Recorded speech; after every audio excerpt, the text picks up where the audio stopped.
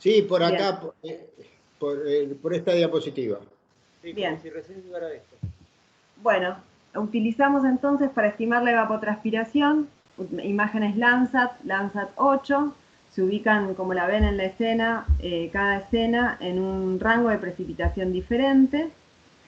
Utilizamos el modelo de Jackson de 1985 para estimar evapotranspiración. Es un modelo muy robusto para estimarlo, que se basa en el balance, el despeje de la evapotranspiración a partir del balance de energía, ya que la evapotranspiración representa el calor latente, que es la energía que se libera cuando la molécula de agua pasa de estado sólido a gaseoso.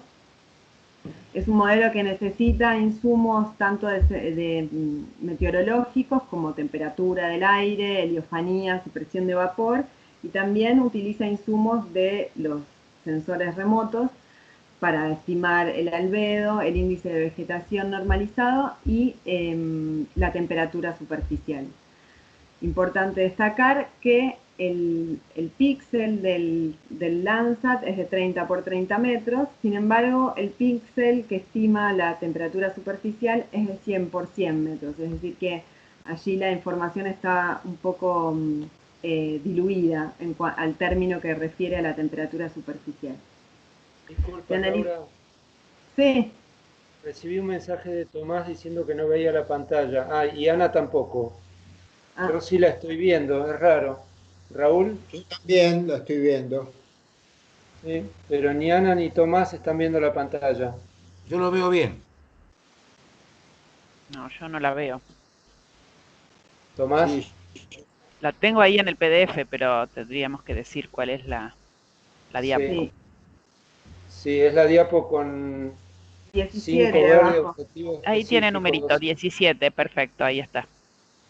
Bueno, así que Laura, ahora vas a tener que decir paso a la 18, paso a la 19. Dale. Y recordar los cambios de último momento. ¿Con el procedimiento? ¿Listo? Seguimos. Sí, continuó. Bueno, tomamos fechas del año 2013 al 2014, un año, y en ellas analizamos las fechas que tuvieran más del 80% libre de nube. El muestreo se realizó con transectas, pasé a la diapositiva 18. El muestreo se realizó con transectas de 1 kilómetro 200 metros. Cada uno de estos puntos representa uno de los píxeles de 30 por 30 metros. Como referencia el píxel 0 en el centro y luego hacia la izquierda los montes, píxeles negativos y píxeles positivos, esto como referencia nomás dentro del desmonte. Las transectas son monte riego, monte secano y monte pastura, y se trazaron aleatoriamente en cada una de las imágenes. En total analizamos 1.332 transectas repartidas entre las tres escenas este, centro y norte. Bueno, voy a pasar a la diapositiva 19. Acá estos son los resultados de este análisis, una muestra de los resultados de la escena norte. En este caso traigo una muestra de una escena porque los resultados, digamos, brutos, por decirlo de alguna manera, sin análisis estadístico, en este caso son bien didácticos como para entender luego los resultados procesados. Acá observamos los milímetros por día estimados con el modelo descripto. Acá a la izquierda los montes del píxel 0 al menos 20. En verde las transectas monte pastura, en amarillo monte riego y en rojo monte secano. La línea media es la media de cada una de las transectas de estos usos en cada una de las fechas analizadas, y la dispersión, esta zona translúcida, representa la dispersión de cada una de las transectas de estos usos en cada fecha. Entonces me gustaría que quede claro que podemos ver en el caso de los resultados de los montes, estos tienen menor variabilidad que los desmontes, que la evapotranspiración crece hacia verano en todos los usos.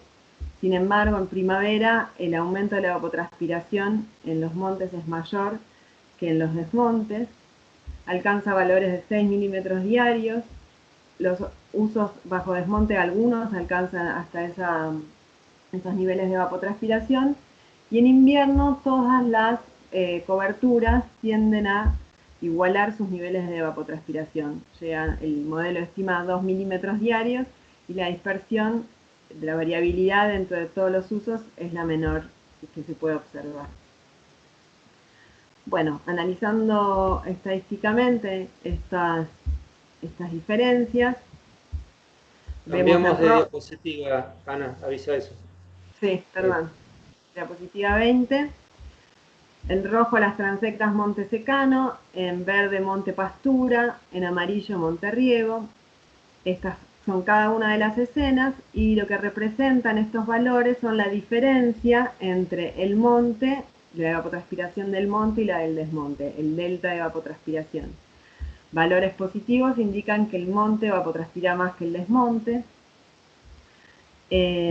Lo que vemos en estos resultados es que las diferencias mayores, significativamente mayores respecto de las diferencias que hay entre el monte y la pastura y el monte riego, son para los lotes de secano versus el monte, que estas diferencias son máximas en todos los usos en primavera o iniciado en principios del verano, que las diferencias tienden a igualarse hacia el invierno, cuando la evapotranspiración de todos los usos baja, tienden a cero, y que en la escena de menor precipitación, representa la precipitación mensual en cada una de las escenas analizadas, las diferencias entre usos respecto del monte se parecen más que en las imágenes donde la precipitación es mayor.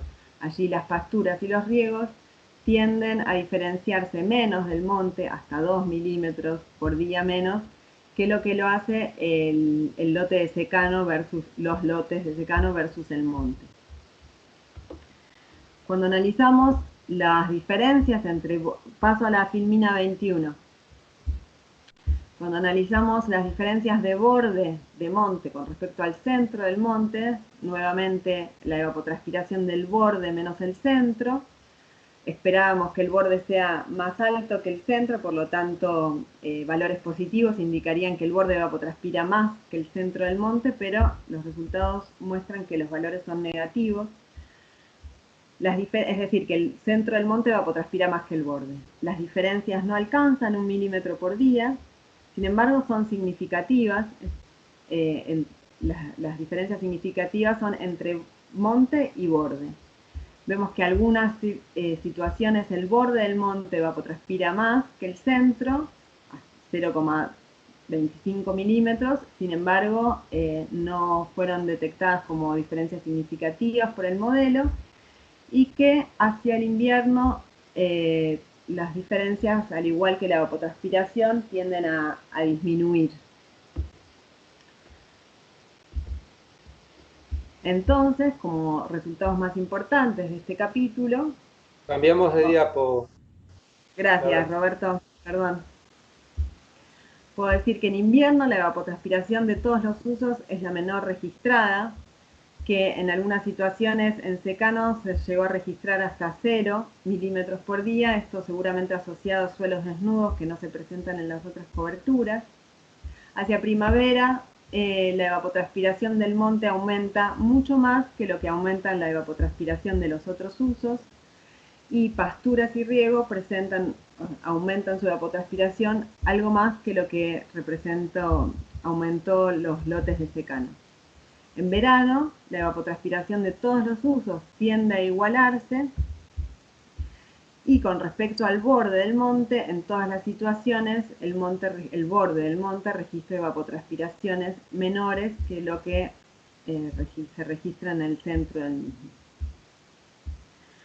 Voy a pasar a la siguiente filmina y al siguiente objetivo, al último de los que vamos a analizar en esta presentación. La pregunta que nos hacemos con este objetivo es si la forma en la que se distribuye el monte remanente afecta los flujos de evapotranspiración. El objetivo es evaluar si ante una misma cantidad de superficie desmontada, la evapotranspiración total del paisaje se modifica al modificarse la distribución espacial del desmonte. La predicción asociada es que un paisaje, en este caso delimitado en rojo, con la misma superficie de monte, una distribución más compleja, digamos, más heterogénea de las superficies dentro de este paisaje, va a implicar un flujo de evapotranspiración mayor que en otra situación donde la complejidad sea menor. Paso de diapositiva. Acá hice unas modificaciones, Ana, con respecto a la presentación que les mandé. Perdón, se me cortó un ratito y no sé en qué diapo están. Pero un ratito cortito, lo que pasa es que me perdí ahí justo. En la anterior, te perdiste la mitad de la anterior. Volvé una atrás, por favor, Laura. ¿La explico de nuevo? ¿La 22? Sí. La 22 escuché parte de la explicación y la última partecita no. Y no sé si después pasaron cuántas más después de la 22. Una. Bueno, en la 22, la última conclusión se refería a los bordes del monte que evapotranspiran menos que el centro. Y ahí pasamos a la diapositiva 23, que es sobre el objetivo 4. Ahí ya planteo la nueva pregunta, que es si la forma en la que se distribuye el monte remanente afecta a los flujos de evapotranspiración. El objetivo sería evaluar si ante una misma cantidad de superficie desmontada, la evapotranspiración total del paisaje se modifica al modificarse la distribución espacial del monte, y la predicción asociada es que en un paisaje delimitado en la diapositiva en rojo, comparado con otro paisaje con la misma superficie de monte, una distribución más compleja de los parches de monte, la distribución del monte, va a implicar un flujo de evapotranspiración mayor respecto del mismo porcentaje de monte, pero con una distribución más discreta, digamos, menos compleja. Ahí pasa la filmina 24. En esta filmina les cuento la metodología. Usamos la segmentación de montes que realizó el LART con la REDAF y otras instituciones. De allí obtuvimos la segmentación de desmontes y pudimos obtener el dibujo de los montes desde el año 2003 al 2014. La zona de estudio en celeste se grilló, grillas de 5.480 hectáreas cada una, que es una superficie suficiente como para tener una unidad de paisaje que incluya suficiente heterogeneidad como para analizarlo como paisaje en sí mismo, que estas unidades representen al paisaje y a la vez haya repeticiones. En total obtuvimos 2.750 celdas en toda la zona de estudio. En cada una de estas celdas se obtuvieron 8 índices de paisaje: porcentaje de área de monte, número de parches, tamaño medio de parches, densidad del borde, perímetro de monte, índice de forma media ponderada por área, tamaño efectivo de la malla y la relación perímetro-área. Obtuvimos 8 índices de paisaje por celda por año, desde el 2003 al 2014. Luego analizamos la evapotranspiración con el modelo propuesto por Vivera y equipo en el año 2000. Es una evapotranspiración que se estima con imágenes NOAA ABHRR. La escala espacial es de 1 kilómetro por 1 kilómetro. Es un modelo que utiliza el índice, el IBN y la temperatura superficial. Es un modelo que tiene buenas estimaciones para la zona y sobre todo muestra buena sensibilidad para detectar diferencias entre usos. Frente a eso decidimos utilizar valores de evapotranspiración relativa y no los valores absolutos de evapotranspiración, porque nos interesaba observar las diferencias de T y no concentrarnos en estimaciones del valor absoluto. Yo voy a pasar de diapositiva, pero Ana, no pases de diapositiva. Hice un cambio a último momento, pero vos tenés todo en la misma diapositiva. Entonces, con los datos de... Perdón, Laura. Sí. Lo que estás mostrando lo está viendo en la diapositiva anterior, decís, Ana. Sí, Ana, lo tenía todo junto y a último momento Es la de las dos flechas gordas que apuntan a la figura ET versus área del monte. Exacto, ella lo tiene a la derecha de la diapositiva anterior. Bárbaro. Entonces, por cada celda de paisaje tenemos 8 índices de paisaje por año y un valor de evapotranspiración mensual. No lo dije, se me pasó, la escala temporal de la evapotranspiración es mensual.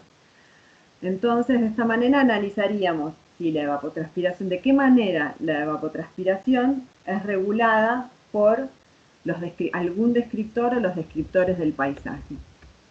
La primera etapa fue exploratoria. Utilizamos modelos GAM que son adecuados para entender por lo menos cómo se relacionan las variables, y de esta etapa exploratoria concluimos que era necesario analizar la evapotranspiración agrupada porque el paisaje no podía describir variaciones en la evapotranspiración a menos que separáramos en grupos. Los grupos que armamos fueron por estaciones, nuevamente otoño, primavera, verano e invierno, y también por la precipitación anual que la estimamos con imágenes TRMM, y clasificamos los años en años secos, muy secos, húmedos y muy húmedos en función de cuán lejos de la media estimada para los años analizados estaba cada una de las celdas de paisaje. Entonces en total nos quedaban 8 grupos, o sea, cada uno de estos años muy secos, secos, húmedos y muy húmedos por cada una de las estaciones, invierno, verano, otoño y primavera. Y ahí pasamos a una segunda etapa donde necesitamos construir un modelo que pudiéramos entender si las variables del paisaje explicaban modificaciones en la evapotranspiración relativa. La variable que más significativa era para explicar la evapotranspiración era el porcentaje de área de monte, por lo tanto esta fue una variable independiente fija, la evapotranspiración relativa también como variable de respuesta fija, y fuimos probando que otra métrica del paisaje podía explicar mejor que el porcentaje de área de monte las variaciones en la evapotranspiración. Utilizamos submuestreos del área de estudio, 20 celdas por mes para cada uno de estos grupos. Con cada uno de estos submuestreos estimamos un modelo probando cada uno de los índices de paisaje en combinación con el porcentaje de área de monte. El criterio fue que de cada una de las iteraciones, como los datos son muy variables y el área de estudio es muy grande, el criterio fue que por lo menos más del 50% de las iteraciones deberían mostrar un modelo significativo, porque las iteraciones daban por un modelo significativo y en otra iteración con otro submuestreo no da absolutamente nada y así.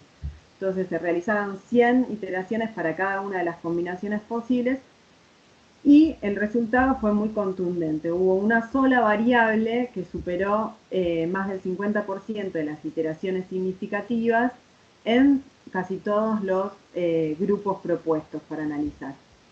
Y esta fue el número de parches. Paso de Filmina a la Filmina 26, creo que Ana va a ser la 25. Allí muestro los resultados. El modelo general es un modelo que tiene una... los modelos utilizados para estas estimaciones fueron generales de mínimos cuadrados, que estos modelos tienen la ventaja de que para analizarlos también se analizan para interpretarlos como un modelo de mínimos cuadrados ordinario, y eso es ventajoso porque uno puede comprender un poco cómo funcionan las variables entre sí. Perdón, Laura. Sí.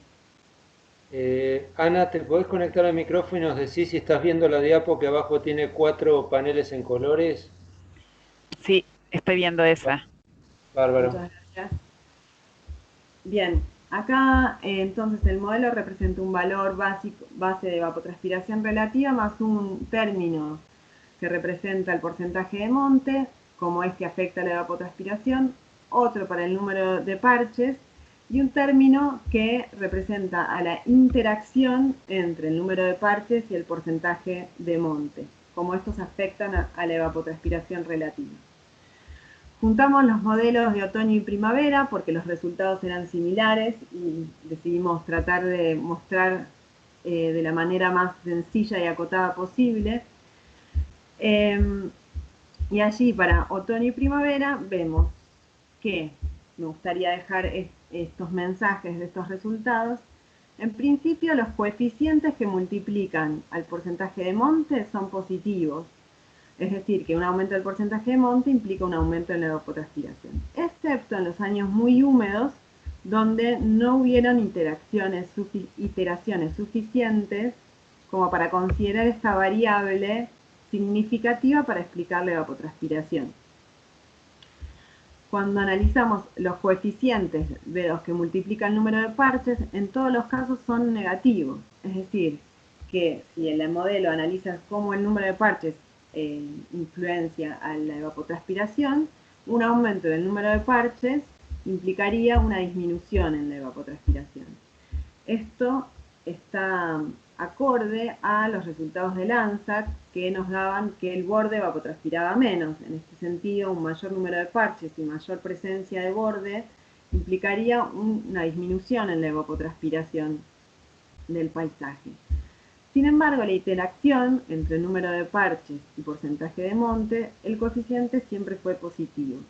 La interacción, ahora muestro en los paneles. Acá vemos la evapotranspiración relativa, el porcentaje de área de monte.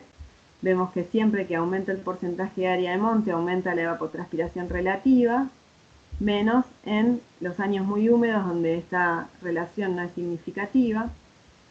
La interacción se representa por la pendiente de esta superficie, que es mayor en los años húmedos, y es muy interesante destacar que existe un umbral por debajo del cual, que sería aproximadamente un 30% del porcentaje de área de monte, por debajo del cual un aumento en el número de parches ante la misma superficie de monte no genera un aumento en los valores de evapotranspiración relativa. Es decir, que la interacción entre ambos usos no es suficiente para generar un aumento, por el contrario, implicaría una disminución en los valores de evapotranspiración. Paso a la siguiente diapositiva. Los modelos de verano. El modelo general es el mismo y de estos resultados me gustaría destacar que los coeficientes que multiplican el monte son negativos, es decir, que un aumento en el porcentaje de monte implicaría una disminución en la evapotranspiración, que los números de parche también tienen coeficientes negativos, que en los años muy secos, estas son el número de iteraciones que dieron modelos significativos. No hubieron iteraciones que superaran un porcentaje como para considerar que el porcentaje de montes y el número de parches podía explicar la evapotranspiración en verano, en años muy secos, y que la iteración entre el número de parches y montes siempre fue positiva, el coeficiente es positivo. Acá podemos ver como en años secos y años húmedos la iteración es menor, los coeficientes son más bajos. Nuevamente observamos un umbral alrededor del 30% de área de monte, en donde un aumento del número de parches implica una disminución de la evapotranspiración ante la misma superficie, y en años muy húmedos la iteración fue mayor, que se ve reflejada en la pendiente de la superficie. Con estos resultados concluimos para este análisis, revisamos que si bien un mayor número de parches de monte afecta negativamente, pasé de diapositiva, Ana. Si bien un mayor número de parches de monte afecta negativamente la evapotranspiración, hay un efecto de la complejidad del paisaje que se ve reflejado en la interacción entre el número de parches y el porcentaje de monte. Si vamos a la pregunta que nos hacíamos si ante una misma superficie la distribución del paisaje podía modificar la evapotranspiración, analizamos el modelo, que en otoño y primavera el monte representa un aumento en la evapotranspiración. El número de parches siempre implica un aumento del número de parches, una disminución en la evapotranspiración. Sin embargo, la interacción entre ambos un aumento en el porcentaje de montes o en el número de parches dada la interacción y superado el umbral de los 30% de porcentaje de monte implica un aumento mayor en la evapotranspiración. Inclusive en verano, cuando el porcentaje de monte, un aumento en el mismo implica una disminución en la evapotranspiración, superado el umbral del 30%, la interacción es suficientemente fuerte como para contrarrestar las disminuciones que implicarían el número de parches y el porcentaje de área según este modelo. Entonces, frente a dos paisajes con la misma proporción de área de monte, en este caso alrededor del 50%, y un número de parches mayor, la evapotranspiración va a ser mayor en aquel paisaje con una distribución más compleja de las distintas superficies versus a un paisaje más discreto en cuanto a la distribución de los distintos usos.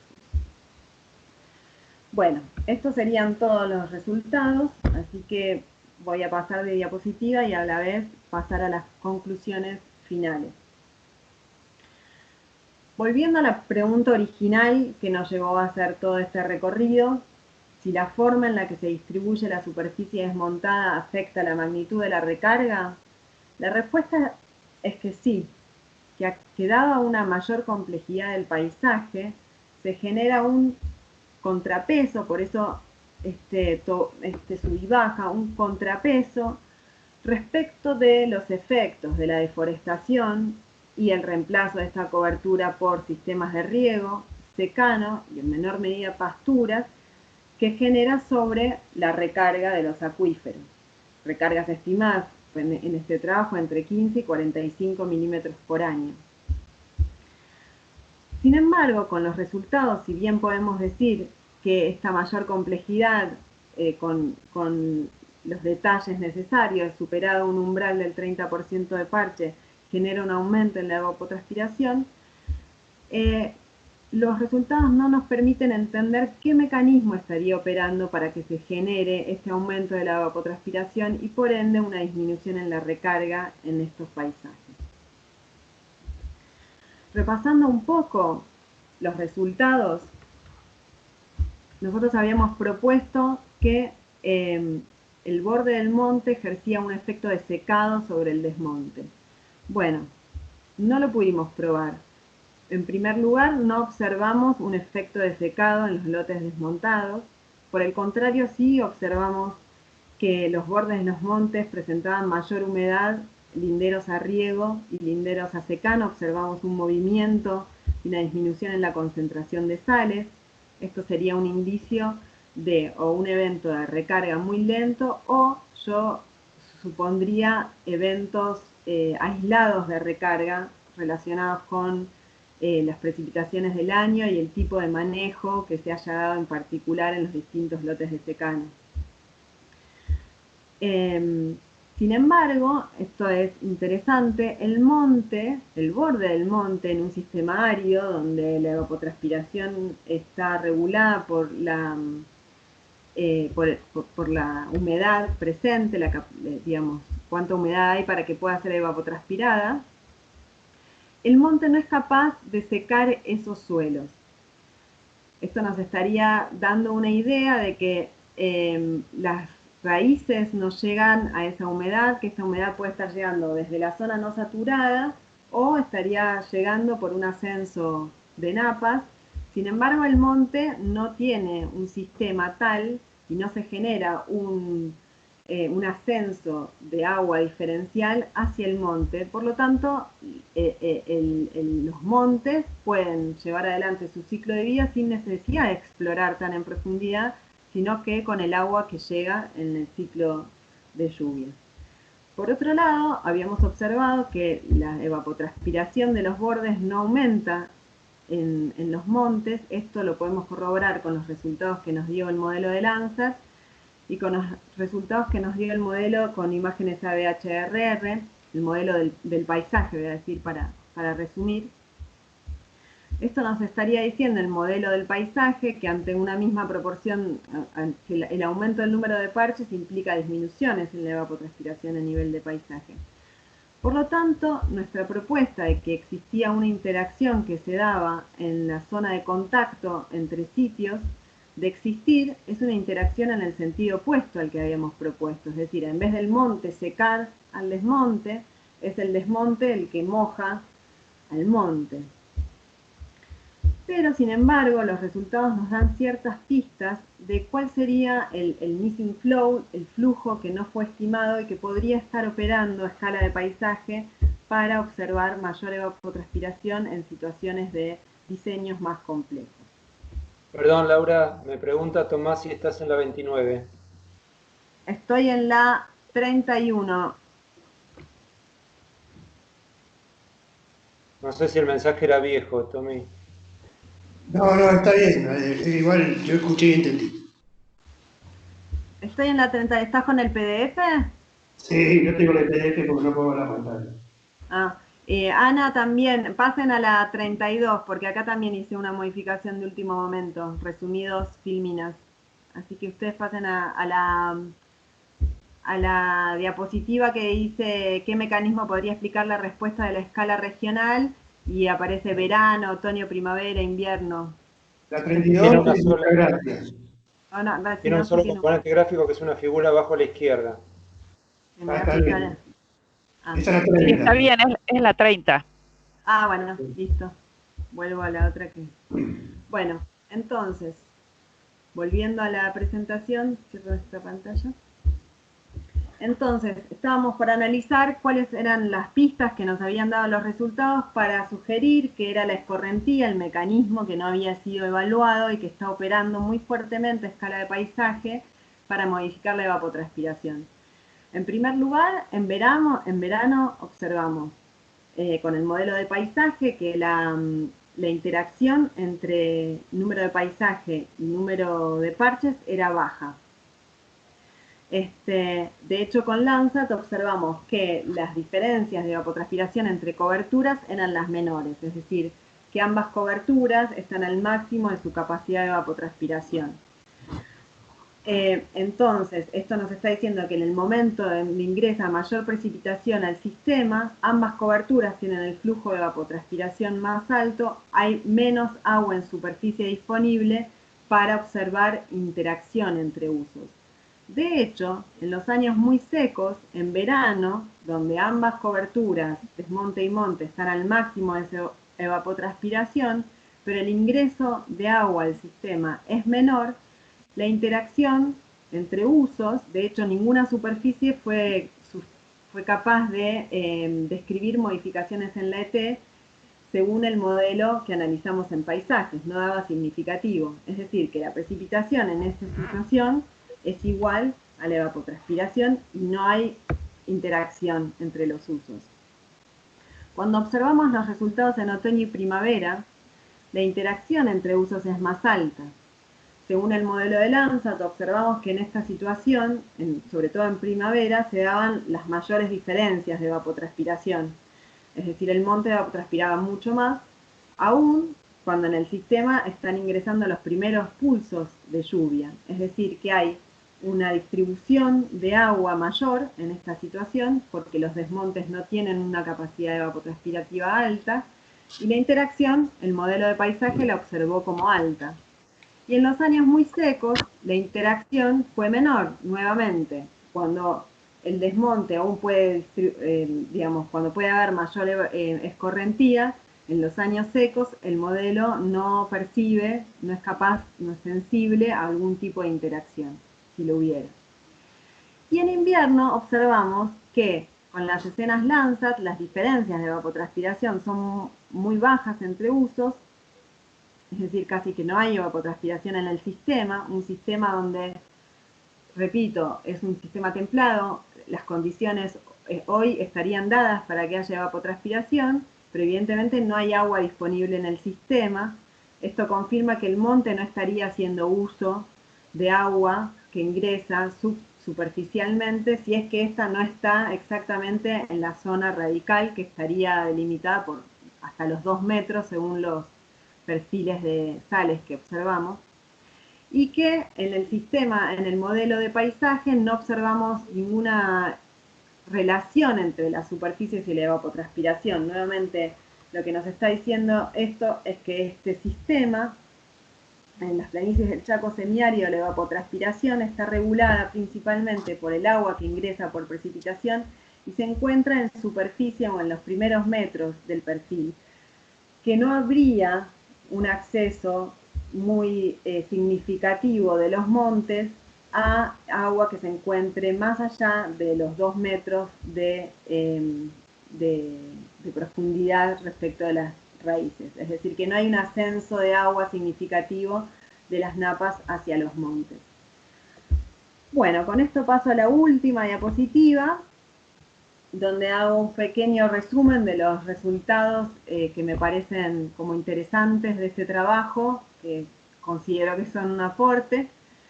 En primer lugar, las diferencias estacionales de evapotranspiración entre coberturas explican la recarga de acuíferos y el movimiento de sales.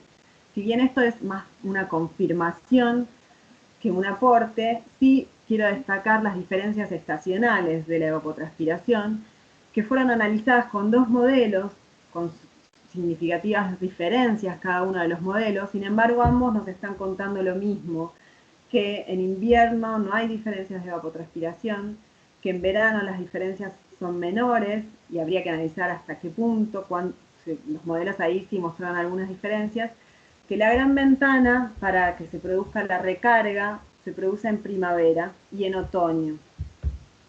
Que esto es interesante para plantearse estrategias de manejo para el problema de la salinización secundaria y el control del agua en este sistema. Luego, otro punto es que los bordes de los montes no evapotranspiran más que el centro de los mismos. El monte no utiliza el excedente de humedad que ingresa desde los lotes desmontados. Esto no lo voy a repetir, pero es lo que acababa de contarles, de que es interesante ver que este sistema, esto lo digo es interesante porque en los sistemas áridos está muy establecido que las coberturas hacen uso de agua en profundidad. Y este sistema evidentemente está mostrando que no es tan exhaustivo el recorrido que hace en profundidad, sino que alcanza para mantener su ciclo de vida el agua que ingresa en verano, que es almacenada por un tiempo en los primeros metros del perfil, y no hay necesidad de explorar en profundidad como para llegar a las napas o llegar a producir el secado de este agua que está ingresando al sistema por parte del lote desmontado. Y luego las 3 últimas que están relacionadas una con otra, que sería que la complejidad del paisaje aumenta la magnitud de la evapotranspiración, y pongo entre paréntesis umbrales porque me resulta interesante poder determinar que existe un umbral ante esa complejidad, es decir, que una proporción de área menor a un 30% en un paisaje haría que esa complejidad ya no tenga el mismo efecto. Esto en un contexto de toma de decisiones, en un sistema que está siendo transformado actualmente, me parece interesante.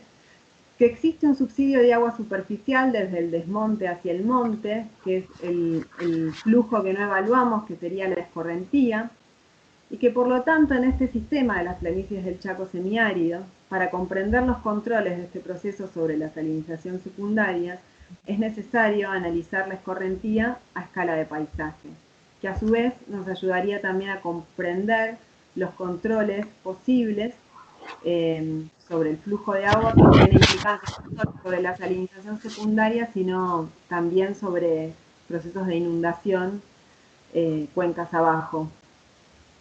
Bueno, esto para mí es el fin de la presentación. Les quiero agradecer mucho la atención y disculpas por los problemas técnicos. Espero que hayan podido seguir sin mucho problema. Bueno, muchas gracias.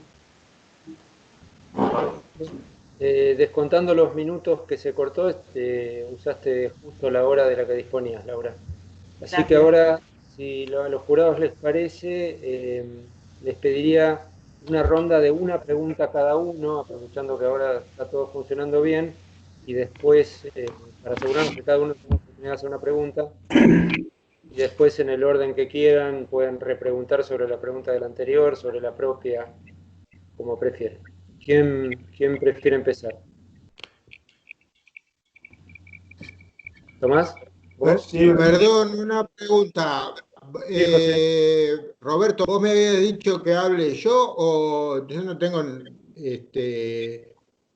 No, era después de las preguntas de los jurados. Ah, después, perfecto, perfecto. Dale, Al dale, final de la dale. grabación, si vos querías agradecer algo, decir algo. Sí. Dale, dale, dale, perfecto. Salvo que tengas algo para agregar en este momento, pero digamos, Nada, estamos en la nada, etapa, nada. Adelante. estamos en la fase de evaluación todavía. una preguntita puedo hacer. Por Sí, supuesto. dale. Tiene un poquito de eco, me parece. Ahora, bueno, felicitaciones por la tesis. A mí me parece una tesis muy completa en el sentido de la... Perdón, Tomás, hay alguien con un micrófono abierto que nos está interfiriendo. Si dejamos solo abierto el micrófono de Tomás hasta que Laura conteste. Acá estoy. Hola. Sí, a ver. No, habría un ruido, Laura, así que cortá tu micrófono mientras escuchás la pregunta y después lo prendés para contestar. Ok. A ver, ahora.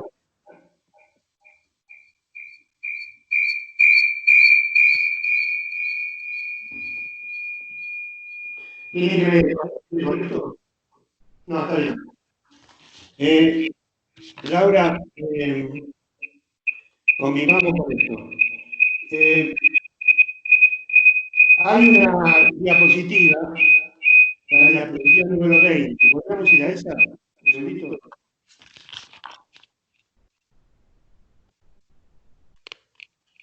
Hola, ¿puede ser que haya alguien que tenga dos micrófonos, dos Skype abiertos al mismo tiempo? Porque hace eco y no se oye nada. No sé cómo estás escuchando vos, Laura, pero hace como una interferencia.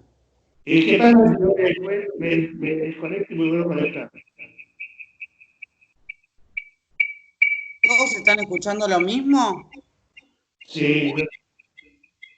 Bueno, Sí, yo hagamos estoy una también, lo cosa, escucho como desconéctese y música. vuélvase a conectar, a ver si es eso. Porque yo, de hecho, lo veo dos veces, como que se conectó de dos dispositivos distintos.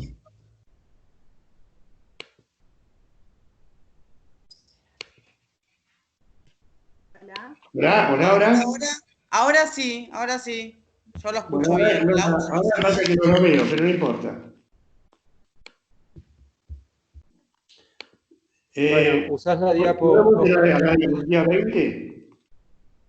La 20 y sobre...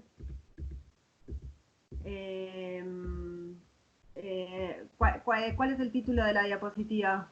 Espera que llegue.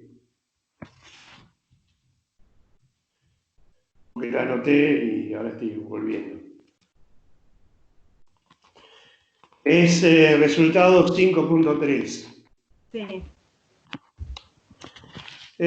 Ahí en el norte, en el este, se da la particularidad que el pico de precipitación no coincide con el pico de evapotranspiración. Sí. De modo que eso de que la evapotranspiración es igual a la precipitación, uno lo podría poner en duda. Y una cosa notable es que los árboles empiezan a diferenciarse mucho del resto en octubre, cuando comienza la precipitación. ¿Es verdad? Sí. Bueno, y eso puede ser porque apenas sacan las hojas, vuelven a poner sus hojas, están activas, los árboles acumulan agua, que la vuelven a utilizar en ese momento, sin que llueva mucho. Es una particularidad de los árboles que fue estudiada en una tesis reciente de Laureano Oliva Carrasco, en la región chaqueña de Misiones. Eso te lo quería aportar como para explicar un poquito mejor lo que está pasando.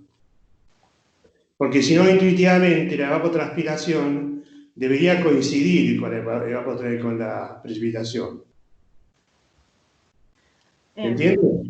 Sí, Tomás, en el gráfico de la diapositiva, el pico muestra las diferencias entre desmonte y monte, es decir, que en ese momento el monte está evapotranspirando mucho más que el desmonte, eso es lo que quiere decir. No es exactamente la evapotranspiración del sistema, sino la diferencia entre usos. O sea que Pero bueno, coincide pero con... la explicación es casi la misma. Sí, no, estaría acorde con lo que yo entendí de mis resultados, lo que está Sí, yo no estoy contando. negando el resultado, no, no estoy negando, es una cosa Aporte. adicional. Es muy interesante. No estoy cuestionando el resultado. Hago dos preguntas más y después me callo. O le cedo la palabra a otro. Si están relacionadas, seguí, Tomás. Si es un cambio de tema, prefiero que sigan Ana o Raúl, así hablan todos seguro. Por favor, que sigan los demás. Ana o Raúl. No sé, Raúl. Bueno, no hablamos, Ana, dale, pues dale. Bueno, yo me mareo mucho con el último capítulo, me sigo mareando, es como que para mí esos gráficos así en 3 dimensiones, no, se me cierra el cerebro cuando los veo. Así que no termino de entender bien por lo de la escorrentía, cómo es que se interpreta que al haber un aumento en el número de parches, aumenta la evapotranspiración y eso se explica por la escorrentía. Es como que bueno, no lo entendí. Mira, lo que por ahí una idea más pensada en lo que uno observa, lo que entiendo que está contando ese modelo con esos resultados es que el ingreso de agua al sistema digamos, tiene una intensidad importante, capaz que necesitaría los datos. De hecho, uno no puede ir a la zona del Chaco en la época de lluvias. Directamente no vas, no puedes circular, digamos, no existe esa posibilidad. La escorrentía sería tal que está superando como los bordes de los montes, es decir, que es una distribución muy general del agua en toda la superficie. Un poco similar a, digamos, los procesos de formación, si bien eran como abanicos aluvionales, digamos, es una planicie y el agua se distribuye muy a lo largo. Entonces, la presencia de parches, si el monte evapotranspira más que el desmonte en esta época cuando ingresa el agua, todo el agua que no es utilizada por el desmonte de alguna manera sigue circulando en superficie. No es que genera un drenaje profundo inmediato. Hay un tiempo donde Pero el agua sería porque tiene menos infiltración entonces los sitios desmontados que el monte y por eso el agua se ese va es un para... punto a analizar. No, si fuese solamente eso, tampoco se darían los procesos de recarga. Creo que los resultados están diciendo es que hay un proceso de drenaje profundo, pero también hay un flujo de escorrentía muy importante, es decir, de movimiento de agua superficial en el sistema que no se está teniendo en cuenta cuando se analiza esto. Y Claro, que pero no hay conociendo... algo topográfico, no hay un que hace que la escorrentía vaya del desmonte, por la cual la escorrentía iría del desmonte al monte. Bueno, eso porque son planicies, pero en realidad, por ejemplo, la productividad de las pasturas en el Chaco paraguayo está determinada por la cosecha de agua en planicies a través de como unos pequeños recorridos que hacen. Digamos, la pendiente no supera el 1%, pero es pendiente al fin. Entonces habría Claro, que pero no. analizar. Sí. Sí. O Yo, sea, lo que yo me puedo imaginar es que no es que no haya infiltración en los sitios desmontados, pero sí puede haber un poco menos de infiltración y por eso circula más el agua en los sitios desmontados y de ahí termina topándose con algún parche de monte y entonces ahí como son mejores las condiciones para la infiltración, termina infiltrando esa agua en el parche de monte. No sé si eso, pero eso es lo único que me suena más o menos lógico. Yo creo que la infiltración es determinante en los niveles de escorrentía. Claramente va a ser determinante y estoy segura que lo que estás diciendo influye además sobre los niveles de escorrentía. Aún así, por los niveles de precipitación, entiendo que hay un movimiento más allá de la infiltración. No creo que llegue a ser, digamos, que infiltre todo el agua que empieza a ingresar en este sistema de golpe, implicaría recargas seguramente mucho más altas si todo infiltrase directamente. Entonces, capaz que habría que afinar un poco más el análisis de cuál es el caudal de agua que se estaría moviendo en superficie. Pero que obviamente... Está bien, entiendo. Mi punto era, bueno, ¿por qué escurre desde los desmontados hacia el monte y no al revés, digamos? A eso iba. Pues si no hay una diferencia topográfica, no es que se cultiva en los lugares más altos, o sea, se desmonta en los lugares más altos y el bosque queda en los lugares más bajos, que yo sepa. No, se supone que se mueve en ese sentido porque el agua permanece en superficie un tiempo y es utilizada por quien pueda utilizarla, digamos. Y el monte es capaz de evapotranspirar mucho caudal, digamos, constantemente. A eso me refiero. Pero, está bien, pero no lo evapotranspira del parche vecino, como viste en los capítulos anteriores. Sino que el agua tiene que llegarle, y sí, para llegarle exacto. Tiene que haber algo que la mueva hacia el monte. Si no es la pendiente, no, me cuesta entender, o sea, puede ser que al no infiltrar, no sé qué está pasando en definitiva. Sí, es difícil también imaginarse que no haya pendiente, que la pendiente sea cero. Creo que acá estamos proponiendo... Pero no hay una pendiente diferencial. Yo ya sé que la pendiente no es cero, pero el tema es que no necesariamente la altura de los desmontados es mayor que la de los montes como para que el agua vaya hacia ahí. El agua se mueve por la pendiente, ¿entendés a qué voy? Entonces la única otra explicación es que, bueno, si se mueve al azar, supongamos que el agua se mueve al azar, por decirlo de alguna forma, pero no infiltra en el desmontado, y cuando llega a algún sitio con montes sí infiltra, entonces sí sería una explicación, que no necesita de la pendiente. O sea, no necesita de una pendiente diferencial. No sé si se entiende. Sí, creo que tu pregunta un poco también me la hago yo. ¿Cómo es ese...?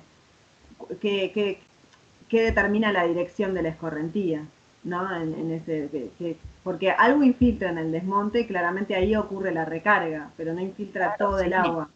Otra parte se mueve.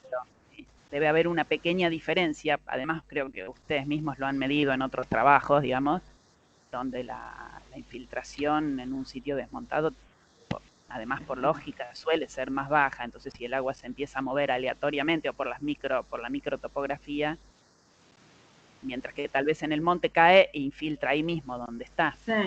Sí. En escorrentía el análisis más exhaustivo en la zona lo hizo Pablo Magliaro, pero estudió también la escorrentía entre sitios, en micrositios, digamos, no a escala de paisaje. Y también hay una distribución, de paleocauces, que ya no tienen su función de paleocauce, pero hay una red de drenaje en el sistema que cuando analizamos el efecto de la deforestación en la salinización secundaria, no se termina de hacer este concepto. Y yo, la verdad que le prestaría particular atención a la red de drenaje de este sistema. Capaz que ahí se ven exactamente como estas pendientes que nosotros a la escala a la que estamos observando el problema no le estamos prestando atención. De hecho, consideramos a la escorrentía como un flujo despreciable en el análisis a priori. Está bien. Bueno, que haga la pregunta Raúl ahora. Yo quería intervenir en esta discusión también, porque en realidad me parece que estamos hablando de supuestos. Son todos supuestos. En realidad mediciones concretas de infiltración no hay. Yo estaba pensando que tal vez una forma de encontrar respuestas a muchas de las preguntas que se están haciendo ahora tendrían que hacerse con determinaciones in situ, ¿no? Porque realmente si no estamos imaginándonos desde afuera, mirando un sistema muy complejo que tiene algunas cosas muy rígidas. Me sorprendió mucho la rigidez que tiene el monte en cuanto a que no es capaz de aprovechar el exceso de agua, ¿no?, que podría tener. A mí Eso también. me sorprende, ¿no? O sea que tal vez si tuviéramos, si el cambio climático se mantiene, el monte ese va a sufrir mucho porque no está adaptado a adaptarse a ningún cambio. No tiene, me parece eso es un tema también interesante para tener en cuenta. Pero el tema de la infiltración es complejo, porque en realidad, si el agua se mueve superficialmente, al azar, digamos así, porque como decís vos, Ana, no hay una pendiente específica del cultivado hacia el monte. Por el contrario, hasta yo te supondría que si llega a haber algo de erosión eólica, el suelo cultivado va a estar más bajo que el suelo del monte, porque va a tener pérdida de partículas por el viento, y a su vez el monte seguramente tiene, ¿cómo se llama?, hojarasca en superficie, o sea que hasta tiene tendencia a ser un poquito más alto por ese lado. O sea que el agua que puede escurrir por el suelo cultivado va a filtrarse por el borde del monte y no llegaría tal vez hasta el centro. Es un tema muy complejo que creo que ahí hace falta mediciones, si no estamos especulando completamente todo, ¿no? Lo que estamos, son todas estas charlas que son, digamos, sin ninguna conclusión. Sí, yo estoy de acuerdo a mí también a nosotros nos sorprendió, imagínese que toda la tesis está guiada en función de esperar que el monte haga uso del agua que había en profundidad, digamos, por lo menos en la zona de contacto. Y la verdad que, o sea, realmente todo el trabajo, años guiados en base a eso, y fue difícil afrontar como los resultados. Y también fue inesperada la respuesta del paisaje. Yo Claro. creo que sí, que se está dando, que es un sistema que tiene más diferencias de las que nos imaginamos con respecto a otros sistemas similares donde se estudió la desalinización secundaria. Creo que el ingreso de agua es mucho más que en otros sistemas semiáridos en verano y que el monte, como contaba Tomás, tiene estrategias que le permiten realmente, digamos, mantenerse todo su ciclo de vida sin hacer estos usos exhaustivos de explorar en profundidad. Es decir, que el monte tiene estrategias que en un punto, sí, si la napa sigue ascendiendo, no sería capaz de utilizar todo ese agua con estas estrategias que tiene planteadas, cosa que en un punto lo hace más sensible a este avance Sí. de la deforestación, por lo menos del ascenso de napa.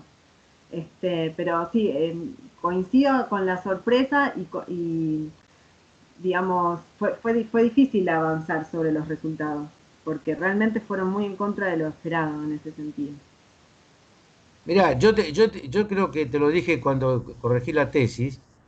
Yo tuve una beca en Canadá en el año 1979 y asistí a un congreso que se hizo en Lethbridge, una ciudad que está en el sur de Canadá, porque además de los problemas que hay en Australia, que fueron el primer país donde detectó el problema de la Dryland Salinity, en Montana y en algunas partes del sur de Canadá también existe este problema, pero allí yo creo que la gran diferencia es un problema de relieve. El relieve es muy ondulado, ¿no? Y los problemas de salinización ocurren en las partes más bajas, que son las que están al ascender la capa freática, por la ruptura del equilibrio hidrológico, son las más afectadas. Y acá estamos ante un esquema de una situación que es una planicie muy, por más que haya paleocauces y pequeñas diferencias, es muy homogénea en la superficie. Tal vez eso es un factor que lo diferencia mucho de las situaciones de otros países que tienen este problema. No sé si eso Yo puede explicar también algo de lo que está pasando. Sí, yo creo que sí, que es un factor que dentro de las preguntas que se hacen con las diferencias no está tan tenido en cuenta. Sí se analiza, por ejemplo, el contenido de sales del suelo como diferencias con estos otros sistemas, el régimen de precipitación.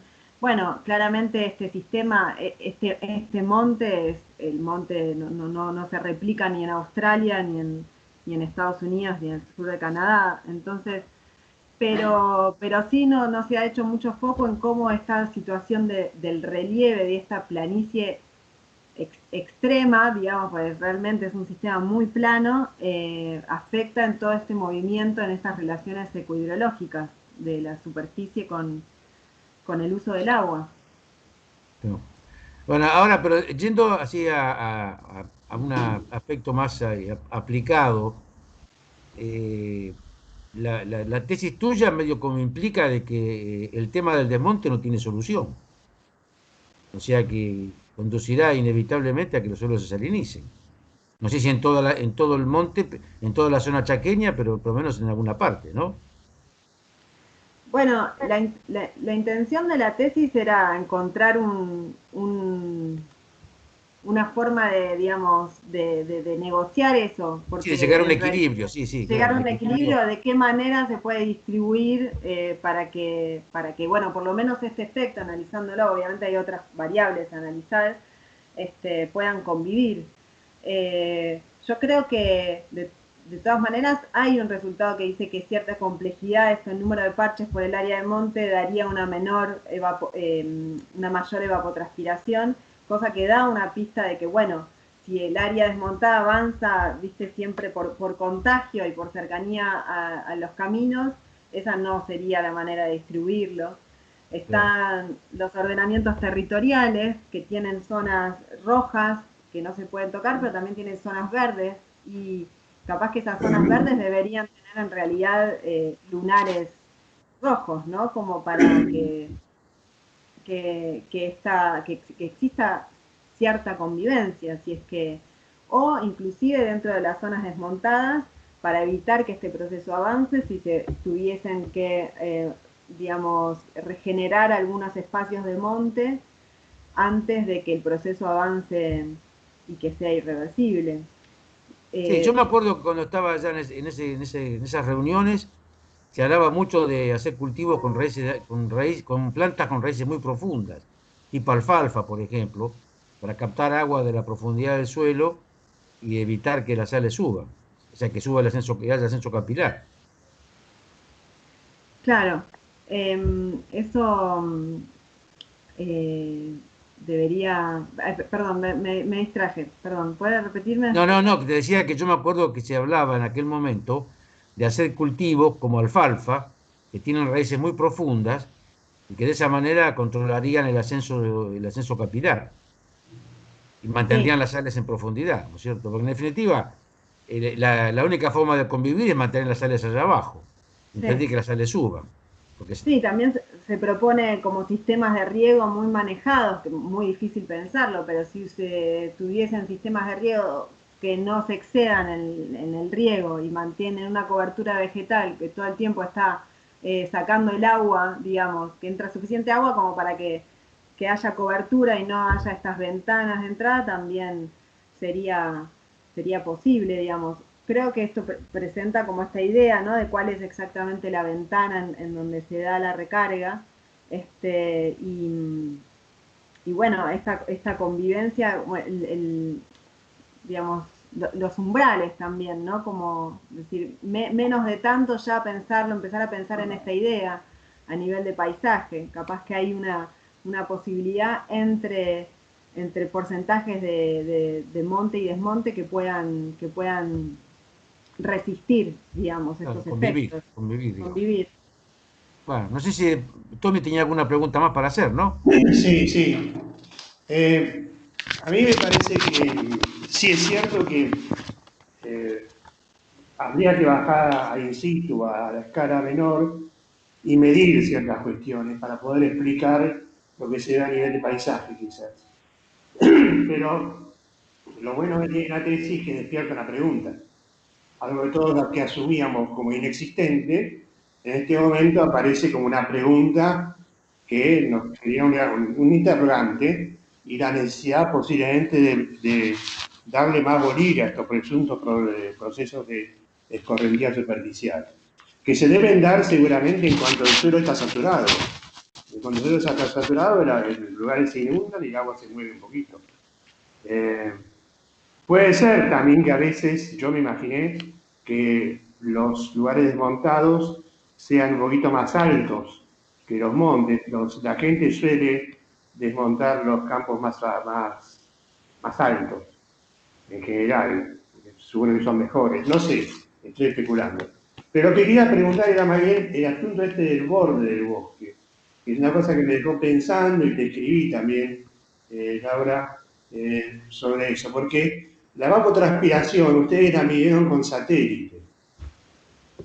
Y el píxel, si no me mal recuerdo, era de 30 metros o más también, pues. ¿Es cierto? De 30 metros y la salvedad de que la temperatura superficial era de 100 por 100 metros el píxel. La temperatura, bueno, entonces la definición de la evapotranspiración, quizás haya más evapotranspiración en el borde, pero eso se puede verificar únicamente a 2-3 metros del borde del cultivo. Y eso se puede solucionar únicamente yendo a medir a campo el flujo de savia, por ejemplo, de los árboles. Eso podría dar mucho más luz, porque el agua no se va a mover tanto hacia adentro del bosque como 30 o 100 metros, por flujo no saturado. Eso sería casi imposible.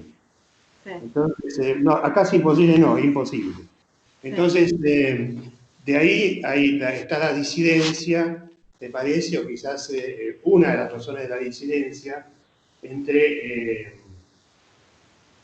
lo que entre la recarga, mayor recarga que hay en el borde del bosque y la menor evapotranspiración, que son dos resultados que se contraponen. Entonces, esos dos resultados que se contraponen, asimismo, quizás la tesis debía dar una recomendación de cómo averiguar esto, cómo dilucidar este problema. Porque no es un problema, esta pregunta, digamos. Sí. Era más que nada eso lo que quería. Y lo mismo pasa con la escorrentía. La escorrentía habría que ver lo que está pasando en el momento que está pasando. Ver si realmente hay la escorrentía, porque por ahora sale como las ecuaciones, sale por despeje. Es lo único que queda. Pero no, lo tenemos que medir. Tendría que haber una sugerencia que diga. Las tesis tienen de bueno eso, que sugieren investigaciones a futuro. Entonces quizás se podría mejorar algo de eso. Sí, pero yo pienso que uno de los grandes problemas para hacer eso que estamos hablando, que coincidimos completamente, es que eso tendría que medirse in situ por la gente del lugar. Que prácticamente manejar eso desde Buenos Aires, estudiar parcelas que estén en el Chaco salteño, es un esfuerzo titánico de todo punto de vista, físico, humano, económico y prácticamente imposible. Eso es un problema que tendría que ser estudiado localmente, no desde Buenos Aires. Ahora ya hay un esfuerzo titánico, me parece, cuando hay trabajo. ¿Cómo? Que ya hay un esfuerzo titánico hecho por Laura. No, por supuesto, no estoy hablando. Por supuesto que no tiene desmerecido. Es cierto que debería medirlo, pero es una recomendación hacia el resto de la comunidad, hacia la gente de INTA, la gente que esté ahí, de la redad, los que quieran hacerlo. Pero que hay un proceso que vale la pena ser analizado. Sí. Y medir, lo mismo que medir el flujo de savia de los árboles en el borde del monte con los lugares montados. A ver qué es lo que está pasando y hasta dónde llega ese efecto del agua. La mayor recarga de agua. Yo, buscaría por ese lado. También puede ser que la menor evapotranspiración se deba a otras razones, que es la diferencia de rugosidad. Pero de eso no podemos estar seguros, digamos, no sé. Bueno, nada más, no algo tiene que preguntar. Sí. No, que me encanta que haya un intercambio entre los jurados, pero vos también tenés voto acá y si querés agregar algo a eso. Fueron comentarios más que preguntas, pero bueno, estaría bueno si podés responder.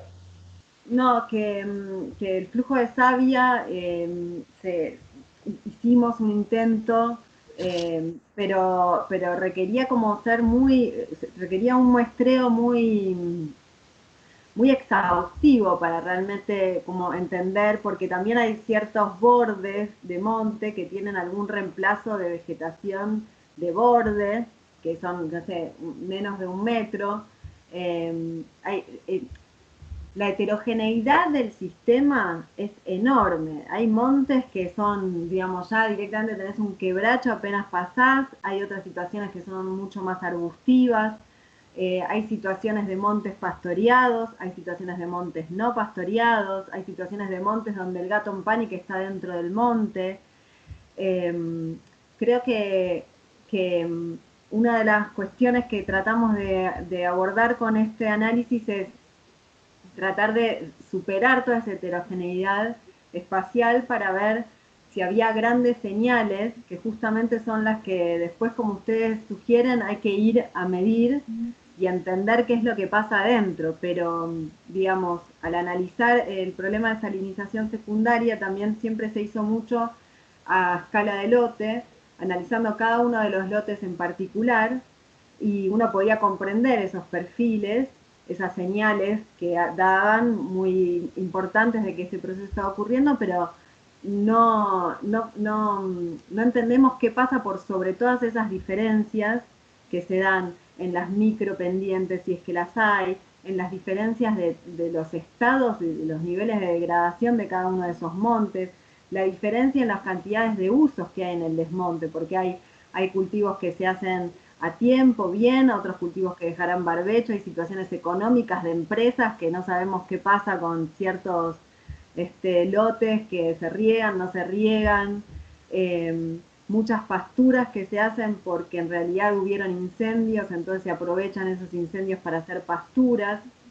Entonces, digamos, en toda esta heterogeneidad, la tesis trató de buscar alguna señal fuerte por encima de todo eso, y que la verdad es que es muy difícil transitar, buscar información por encima de tanto ruido, digamos, y entiendo que sí, que lo que hay que hacer para entender un sistema es vivir en ese sistema y medir ese sistema. Esto es como un intento de dar como sugieren, una orientación de hacia dónde y qué es lo que no hay que perder de vista, sobre todo en un sistema que desconocemos en un punto y que estamos comparando todo el tiempo con otros sistemas que claramente son diferentes y que no terminamos de entender cómo funciona ecohidrológicamente este impenetrable, ¿no? Que es un sistema tan particular en sí mismo. Si les parece, le daría espacio a Ana, que hace un rato no participa. Ok. No, yo me quedo pensando en, bueno, las contradicciones que hay por ahí entre los distintos capítulos. En el capítulo donde, bueno, donde se midió la evapotranspiración, lo que se ve es que en el centro del monte, o el centro del monte evapotranspira igual o más que el borde. Eso había sido un resultado contrario a lo esperado y bastante claro, que no sé si se debe simplemente al efecto borde o a que se mezclan un poco los píxeles o alguna otra razón. Pero claro, si eso es así, entonces nosotros tendríamos que encontrar en el último capítulo que los paisajes que tienen más parches, o sea, que tienen más borde en definitiva, tendrían que evapotranspirar menos y no más. Pero No, de hecho, en el último capítulo, en el modelo, cuando analiza el número de parches por sí solo, para explicar no por sí solo, sí. A igualdad de superficie, ¿no? Por supuesto, a igualdad de superficie de monte. Es que a igualdad de superficie de monte, sin la interacción, si uno saca el término No, de la pero interacción, la interacción es parte del efecto del número de parches, porque la interacción sumado al efecto principal es lo que te dice cuál es el efecto del número de parches. Y vos tenías un efecto como positivo, digamos, si esa misma superficie está distribuida en más parches, había como un pequeño aumento de la evapotranspiración, ¿o no? O yo estoy confundida, sí, en verano. en el verano, O ya me mareé ahora no, en otoño, en otoño, primavera y en verano. Claro. Entonces como que compensaba un poco, si eran muchos parches, perdón, compensaba un poco el efecto del desmonte, que si eran pocos parches, ¿no es cierto? Sí, espérate, que ahora estoy tratando de buscar la diapo donde estaba el sub y baja, digamos, la mayor complejidad del paisaje, un poquitito balancea el otro efecto. Pero, Sí. ¿se entiende? Es decir, que vos tenés una mayor, a igualdad de superficie con monte, tenés una mayor evapotranspiración si el paisaje es más complejo. Estoy bien, ¿no? Sí. Bueno, pero en el capítulo anterior, digamos, vos encontraste que más bien en los centros de monte evapotranspiran más, lo cual daría una idea de que el borde en realidad es negativo. En los bordes de monte tienden a evapotranspirar menos. Entonces esos dos resultados son contradictorios. Y no me quedó claro cuál era la explicación que vos le dabas o la interpretación. Mi interpretación del modelo del final es que justamente cuando analizamos las partes del modelo, el porcentaje de monte explicaba aumentos en la evapotranspiración, un aumento... No, el porcentaje no se discute, el porcentaje de monte no. Ante la misma cantidad de monte, ante la misma proporción de monte, en el último capítulo tenés que una mayor complejidad implica una mayor evapotranspiración, ¿o no? Sí, pero el modelo tiene la sensibilidad, o por lo menos yo lo interpreto, que el término que analiza el efecto del número de parches en sí mismo, solo sobre la evapotranspiración, es negativo en todos los casos. Sí, pero lo que pasa es que vos no se analizan los términos solos, los términos se analizan en conjunto y lo mejor es analizarlos gráficamente. Entonces, a ver, habría que ver en cuál gráfico. Por eso yo te decía que en vez de hacer estos gráficos, que son muy confusos, hagas gráficos en 2 dimensiones y pongas, digamos, a ver, cómo responde el número de parches, la evapotranspiración en función del número de parches para un sitio con poco monte, para un sitio con 50% de monte, para un sitio con mucho monte, y los 3 gráficos separados. Entonces ahí uno puede interpretar, porque vos no podés interpretar el término de la interacción separado del término principal, porque en conjunto hacen el efecto. Bueno, no, estoy de acuerdo. El problema con esos gráficos es que pasa esto, como yo dije, cada uno de estos modelos es un promedio de 100 iteraciones que se hicieron con las variables. Y cada uno de esos modelitos arroja un modelo diferente, tiene un ajuste. Sí, pero vos acá tenés una tabla.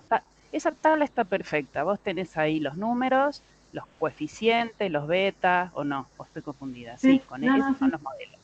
Bueno, entonces vos podés agarrar y decir, bueno, no, acá no está todo, no está el modelo completo porque me falta el coeficiente del porcentaje de monte. Vos podés escribir un modelo promedio o algo así para cada situación, por ejemplo, años muy secos en la estación del invierno. Y escribís el modelo este que tenés ahí arriba escrito, en la diapositiva 26, por ejemplo, le pones números, ¿sí? Y después agarras y fijas el valor porcentaje de monte, lo fijas en 3 valores. Por ejemplo, 5, que es muy bajito, o si querés 10, 50 y 80, o 20, 50 y 80. Y haces variar el número de parches. Y eso lo graficas en 2 dimensiones. Entonces uno lo ve bien así, porque con 3 dimensiones no se ve, no se entiende. Yo no lo entiendo, capaz otra gente lo entiende. Para mí es como, no. Entonces bueno, me cuesta mucho interpretar.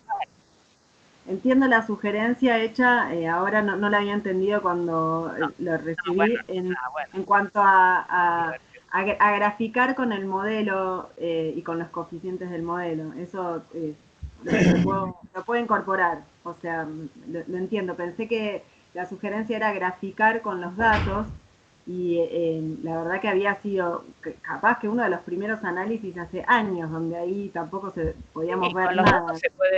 Está bien, con los datos se puede promediar para que se vea mejor eso, digamos, pero si uno tiene un modelo escrito, por lo menos para facilitar la interpretación, porque vos estás interpretando los modelos primero que los signos y todo eso, si vos no escalás las variables entre 0 y 1, los signos no significan nada. ¿Sí? Primero hay que tener todas las variables en la misma escala para poder interpretar los modelos según el signo o cómo es el signo de la interacción y del término principal, porque depende de a qué escala varían.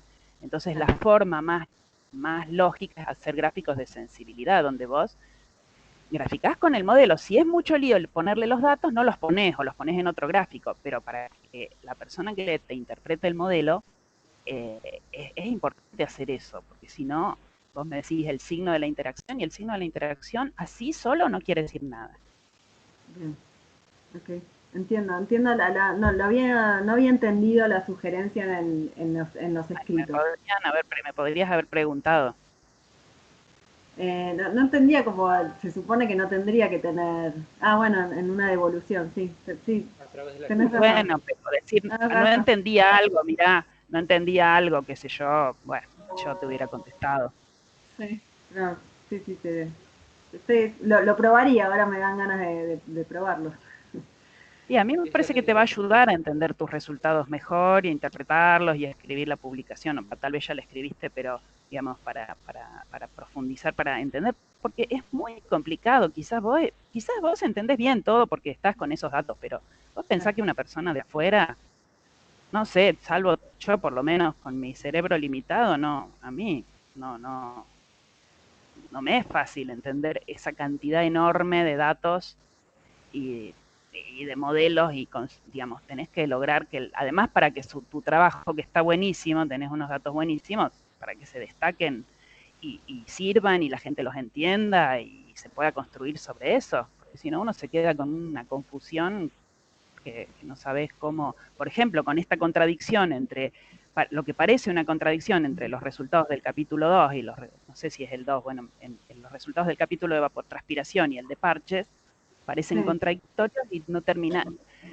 o sea, no sé, uno no puede ni siquiera especular, como no entiendo los gráficos, no puedo especular ni siquiera, bueno, a ver, empezar a imaginar por qué, pero es muy interesante y seguramente esto te abre las puertas a un montón de cosas, ¿no? De investigación y de conocimiento nuevo. Sí, sí, yo la verdad es que les tengo, yo sé que esto no tiene que pasar, pero le tengo cariño a estos gráficos porque sí los entiendo, pero entiendo lo que me decís y lo tomo perfectamente. Evidentemente, si no te resultan claros a vos, no le va a resultar claro a un montón de gente que sí me interesa comunicarle los resultados y me parece interesante tenerlo en cuenta para la publicación y trabajarlo un poco más. No sé. Eso no quiere decir que te vaya, o sea, hay gente que le gustan esos gráficos. Yo te digo lo que me pasa a mí con los gráficos tridimensionales, no sé. Claro, está bien. Sí, por ahí, nada, lo tomo como un punto como valioso para prestarle atención y darle alguna vuelta más si es necesario. ¿Puedo hacer una sugerencia? Sí, por supuesto. Quisiera volver al borde del bosque, o del monte, como quieran decirlo, e invertir el modo de análisis, por lo menos.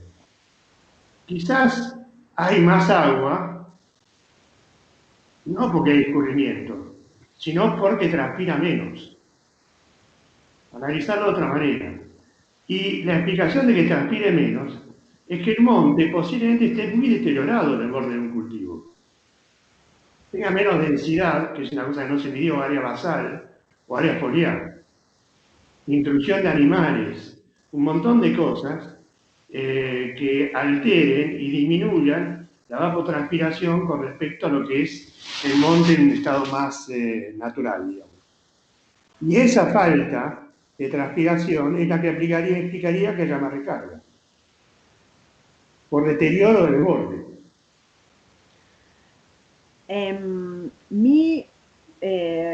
Yo creo que hay que... Pero eso que le estoy diciendo yo ahora de mi experiencia en la región chaqueña, que no tengo el mismo recorrido tuyo, pero algo he visto.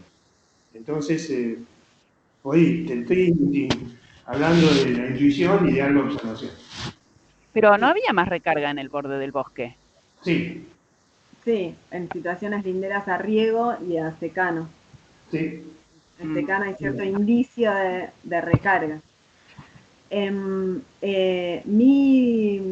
Yo creo que sí, que hay que evaluar un poco qué está pasando con las especies de borde.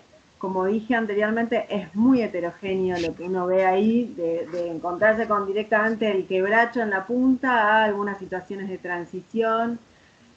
Nunca las situaciones de transición son más de 1 metro, las que yo percibo visualmente, que no es lo mismo que lo que uno pueda llegar a identificar de otra No, manera. pueden ser mucho mayores. Hay estudios de Claro, efecto de borde en bosques de claro. Estados Unidos que te llegan a 100 metros tranquilamente.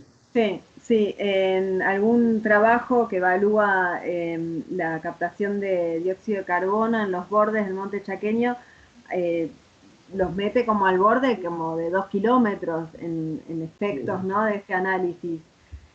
Pero bueno, uno ahí también tenía en contrapartida lo que veía en la recarga o en el suelo del monte, y tampoco es que veía un avance de humedad, bueno, por lo menos en los metros analizados, que serían 150 metros hacia el centro del monte.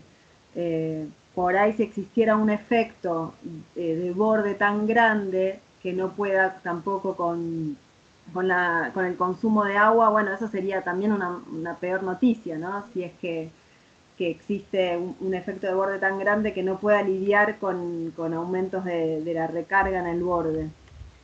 Pero sí, hay algo ahí que hay que terminar de entender, de hasta dónde funciona el borde y cómo funciona el borde de estos montes. Sí, yo creo que convendría una pequeña recomendación en ese sentido, Laura, si tenés ganas de hacerlo, no sé. Sí, puede ser. Todo lo que sea ir a medir al campo, yo bienvenida. Lo que sí quiero dejar las imágenes satelitales, eso confío. Está bien, cosas tuyas. Esto se está grabando, licenciada. Manuel lo está observando atentamente lo que decís. Ana o Raúl.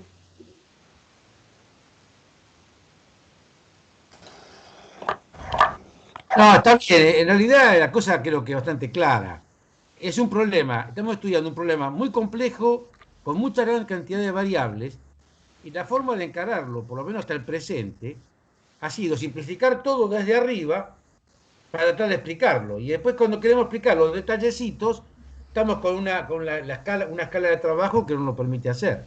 Pero bueno, es un avance que se ha logrado. Yo creo que en ese sentido ha sido un aporte la tesis. Así que no tengo más nada que preguntar. Ha sido bastante ilustrativa la discusión que ha habido para acá. Para mí, por lo menos. Ana.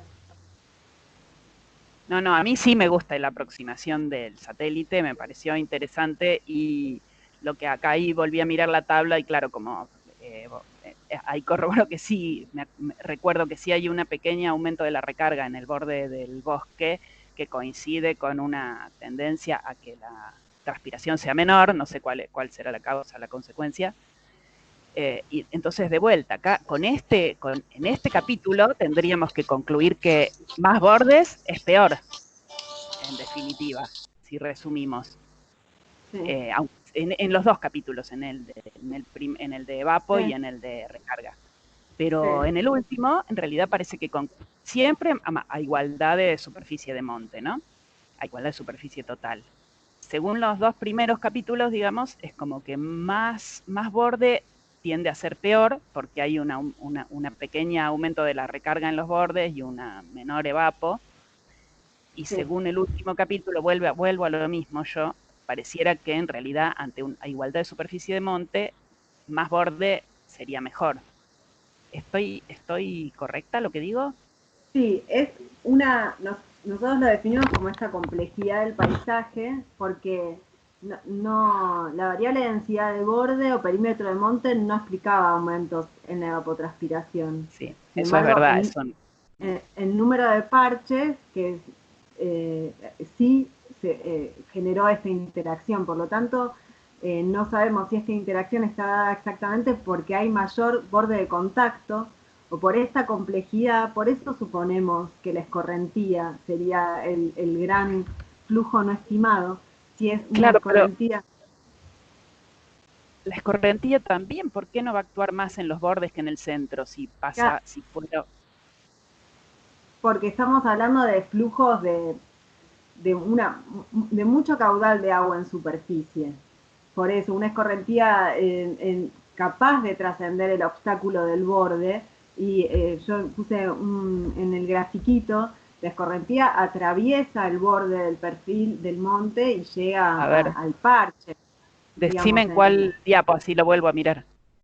En la diapositiva sería creo que la 29 tuya, donde está bien, el a lo esquema último, espera. que dice qué mecanismo podría explicar la respuesta de la evapotranspiración. Sí, espera, Cuando sí. sugerimos que es la escorrentía, el gráfico, la escorrentía la muestra superando hacia adentro del monte, digamos. Es un caudal importante que coincide con los niveles de precipitación que se dan en el verano en esta zona y con las imágenes que uno tiene. Sí, lo que pasa es que no explicaría o sea, no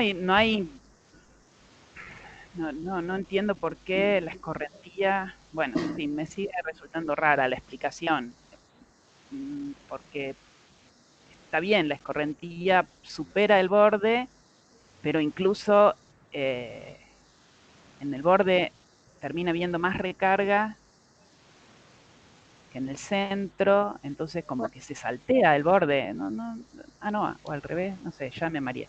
Claro, Pero como que el mensaje que yo quise transmitir, que no fue muy claro por ahí, es que, digamos, el monte está haciendo un uso de agua superficial en verano, digamos, en la época donde, según la fisiología de este monte, inicia su actividad. Y luego, digamos, en invierno, por eso yo decía, inclusive con temperaturas templadas y una radiación suficiente, no hay registro de evapotranspiración en el sistema. Es decir, que esta recarga se estaría dando por un movimiento que sería lo menos probable en la zona no saturada, pero una zona por debajo de la zona radical del monte. Esto, digamos, lo que trae de idea, que por ahí contradice un poco con lo que uno siempre piensa de los sistemas áridos, que hacen un uso muy exhaustivo del agua en profundidad, es que este sistema del Chaco semiárido, y no me sorprendería que el monte tenga sus artilugios, digamos, hace un uso exhaustivo hasta los 2 metros y medio, donde se registra las raíces, y no hace una exploración mucho más allá como para generar flujos de evapotranspiración que inclusive se vean en invierno, porque si el monte llegase por debajo de esta profundidad, secaría el borde del monte, no se vería la recarga, y tendría un flujo de evapotranspiración durante el invierno también. Claro. Pero no lo hace, digamos, como que su ciclo de vida es suficiente, alcanza con el agua que utiliza. Tomás sugirió en este trabajo que yo no leí, que el monte hace como una reserva de agua, que es la que empieza a utilizar al principio de la primavera. Eso estaría acorde con esto que estamos observando acá. Te puedo mandar la tesis. Está bien. Sí, me encantaría. Y si no, ¿vos estás en Buenos Aires? No, en Dolores, provincia de Buenos Aires. Bueno, porque si no hay en la cátedra de astronomía, hay un pibe joven que acaba de hacer la tesis inexacta sobre ese tema, y bueno, podés charlar con él y te puede explicar todo eso. Bueno, sí me interesa. Después el nombre del tesista. Laureano Oliva Carrasco. Bueno, te lo mando por email, si no sé. Por favor. Bueno, Ana, Raúl, ¿alguna otra cosa? No, ya está. Bueno, entonces, para los que vayan a ver esto después, porque la charla queda grabada, parece que queda claro que las tesis de la Escuela para Graduados de la FAUBA no son un trámite, las defensas. La discusión fue larga y profunda. Consejo para los tesistas que lo estén viendo, como siempre daba a guiar cuando era director de la escuela, guardar energía después de terminar el PowerPoint, porque ahí empieza la defensa. Y antes de pasar a pedirle a Laura que te desconectes y pasar a la deliberación del jurado, José, si quiere agregar algo. Bueno, sí, yo voy a agregar algunos comentarios en dos planos, en un plano personal y en un plano que tiene que ver con la sustancia de la tesis y con algunas de las discusiones, obviamente, que estuve escuchando, y obviamente desde un lado parcial, ¿no? Desde un lado de que siempre termina ocurriendo, o en muchos casos termina ocurriendo, a veces no pasa, que uno desarrolla una relación personal y de afecto con el estudiante, que en este caso tiene, no sé, más de 10 años, Laura, no me acuerdo cuánto, pero sí, desde la primera vez que se sentó Laura en una clase mía, y se destacaba por dos cosas. Primero, porque venía vestida de oficinista, muy formalmente, porque en ese entonces trabajaba en el Instituto de la Propiedad Intelectual, no me acuerdo qué, y porque hacía preguntas muy difíciles. Y que uno decía, ¿por qué no se calla esta mujer que me viene a complicar la asistencia cuando estoy dando clase? Y bueno, y esas son las cosas que uno dice, acá hay algo que vale la pena. Y bueno, y a partir de eso empezamos a trabajar juntos. Laura siempre optó por los caminos más complicados. O sea, no agarró, vieron que, no sé, uno cuando a esta altura del partido y con estas canas, no solamente dirigió muchas tesis, sino que vio muchas tesis. Y hay tesis que son prolijitas y esféricas porque agarran por el asfalto. Y entonces tienen un componente confirmatorio. Y Laura, ni en su tesina de grado, ni en su tesis de doctorado, agarró por el asfalto, agarró por el barro, justamente. En este caso, y eso genera desafíos y problemas y tropiezos. Y bueno, yo como conozco los entretelones, ¿no? Lo que está escrito, sé que a lo largo de la tesis hubo caminos que terminaron en la nada y caminos que involucraron un esfuerzo enorme. Laura nos lo dijo, pero estuvo midiendo potencial agua en árboles, ahora no me acuerdo cuál habíamos elegido, creo que Quebracho Blanco, y haciendo mediciones al alba y al mediodía para ver si eso que también se miraba con satélites y con los pozos, uno lo podía ver en la respuesta hídrica de las plantas. Y claro, los datos no son concluyentes porque aparece todo este componente, ¿no? De querer dar una respuesta acerca de lo que está pasando con la hidrología de la llanura más grande que tenemos en Sudamérica y una de las más grandes del mundo. O sea, está bravo. Y bueno, y Laura tomó ese camino, un camino que pincha, que da sed y que insola, y todo ese tipo de cosas. Y ella no lo rescató, pero yo sí lo rescato. Y la otra cosa que hizo fue tomar una pregunta y tratar de mirarla desde muchos lados distintos, o sea, con una multiplicidad de variables, de enfoques, no es de variables solamente. Y tratar de construir un relato con eso. Y la otra cosa que hizo, que también a mí me parece que es muy valioso, es mirar la cosa a dos escalas contrastantes, la regional y la del campo, la del lote, la de los metros versus la de los kilómetros. Y a todo el que hace eso le aparecen contradicciones.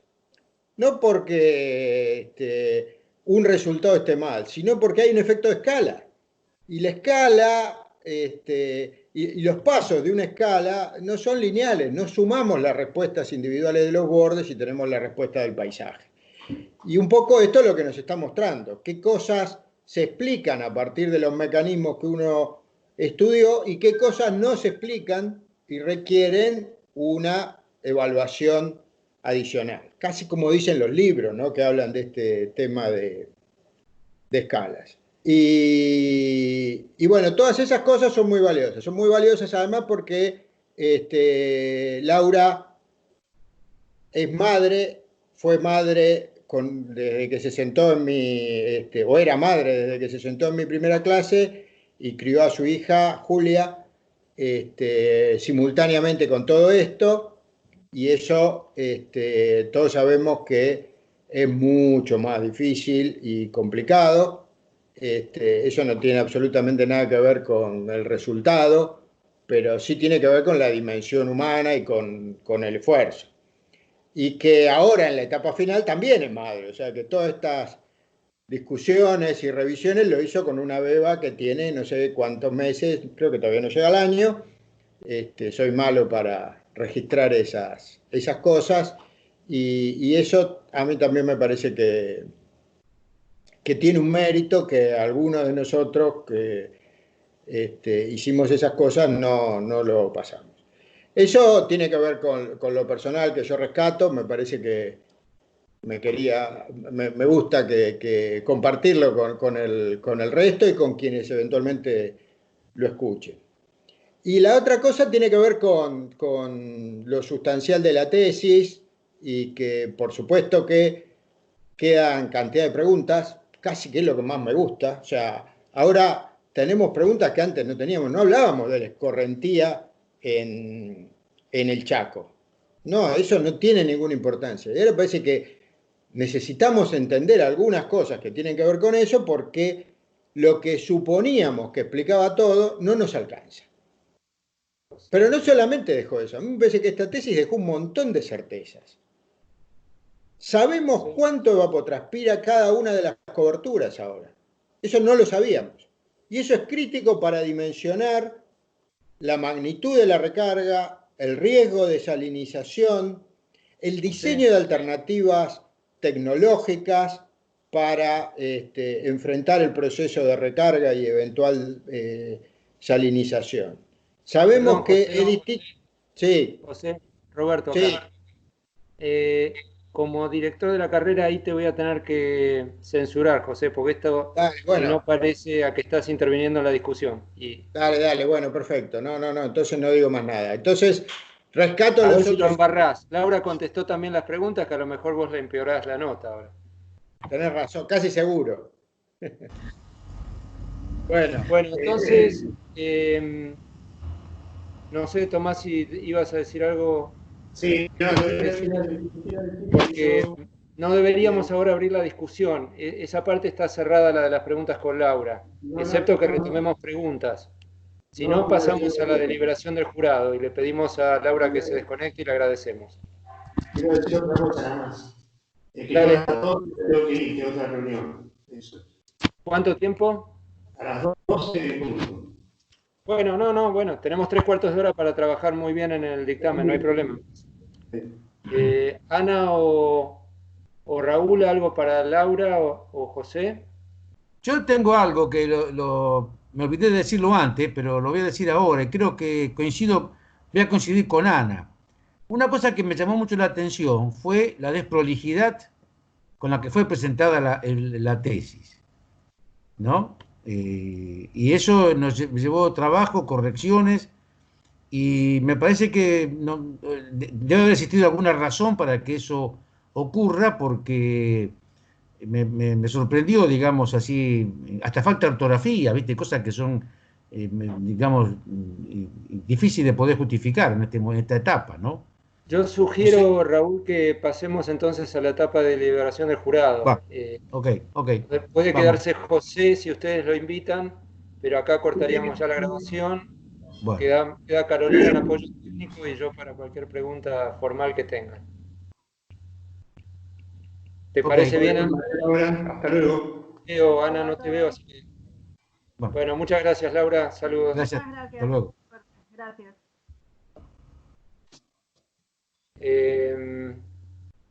Me parecía, Raúl,